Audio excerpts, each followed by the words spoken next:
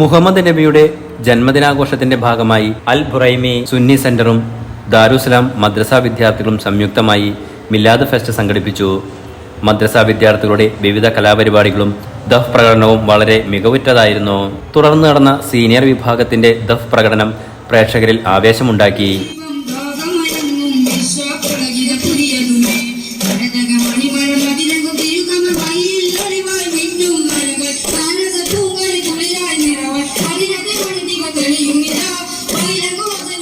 അടുക്കും ചിട്ടിയോടും കൂടി നടത്തിയ പരിപാടിയിൽ നിരവധി പേർ പങ്കെടുത്തു.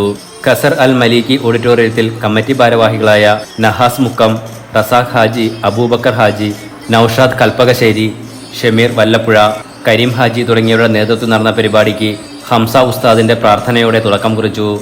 മിലാദ് ഫെസ്റ്റ് ഷാഫി കോഴിച്ചനയുടെ അധ്യക്ഷതയിൽ അഷ്റഫ് ദാരിമി ഉദ്ഘാടനം ചെയ്തു.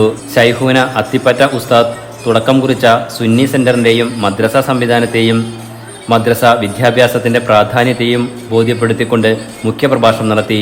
കുട്ടികൾക്കുള്ള സമ്മാന വിതരണവും ചടങ്ങിൽ നടന്നു. Enlight news Buraimi.